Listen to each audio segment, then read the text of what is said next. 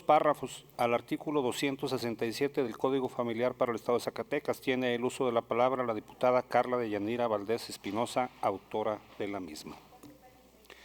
Adelante, diputada.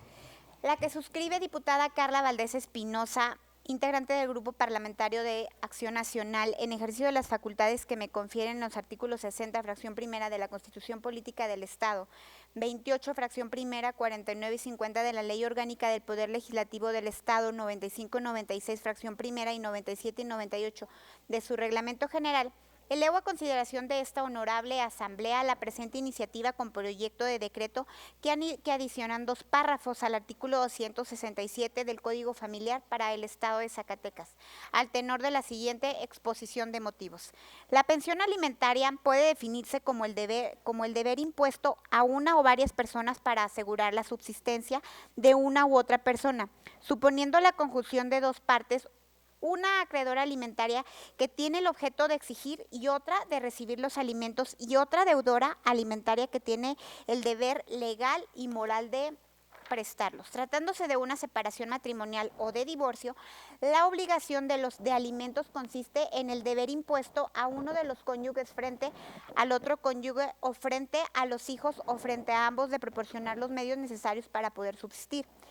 El Estado debe de garantizar los derechos humanos y la obligación alimentaria que se fundamenta en el derecho que tienen los acreedores alimentarios para gozar las condiciones mínimas de una vida digna.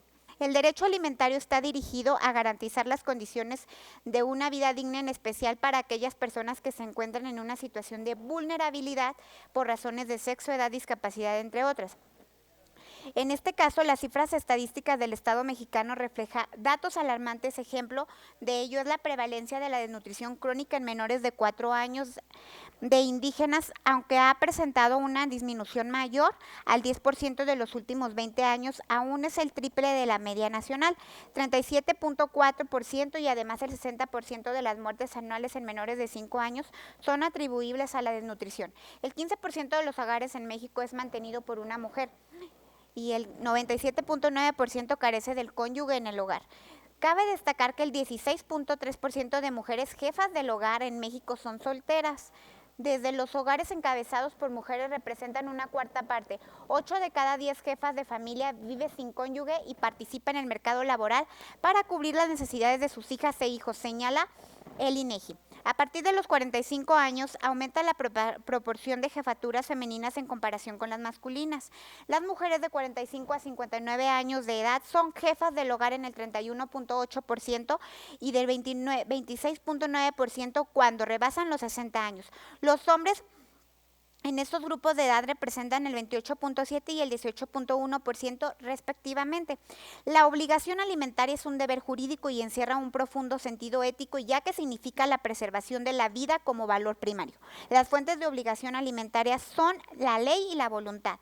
De ahí que resulte fundamental la rectoría del Estado a fin de que se impongan medidas para su cumplimiento, ahora que las personas acreedoras para este caso, según las estadísticas, son en gran mayoría de mujeres y niños y niñas, personas mayores y personas con discapacidad, que requiere, por lo tanto, que nuestra legislación realice una adecuada tutela de los derechos.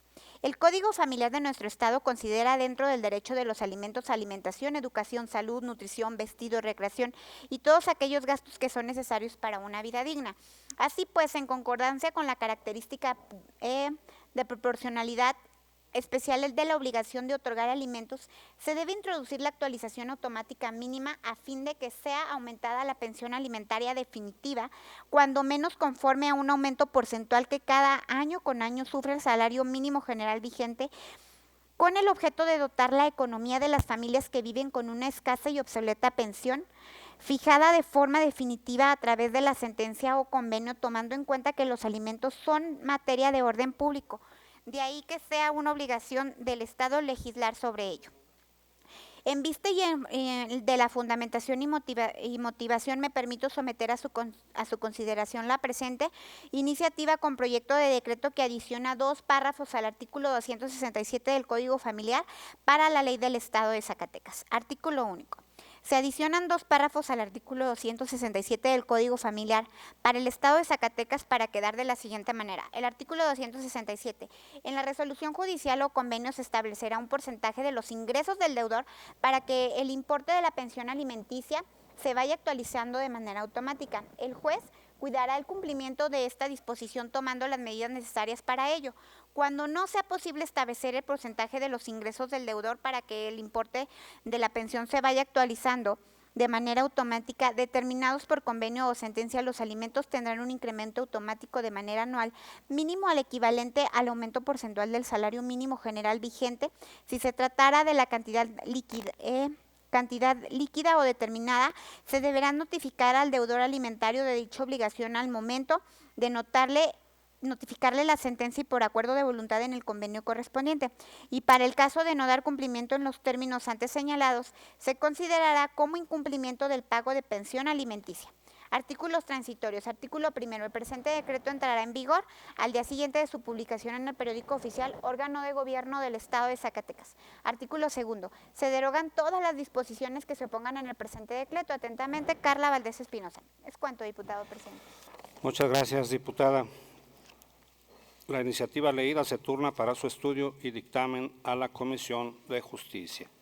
Continuando con el orden del día, corresponde dar lectura de la iniciativa con proyecto de decreto que adiciona un párrafo segundo al artículo 203 de la Ley de Salud del Estado de Zacatecas. Tiene el uso de la palabra la diputada Carla de Yanira Valdés Espinosa, autora de la misma. Con su permiso, diputado presidente. Adelante, diputada. La que suscribe, diputada Carla de Yanira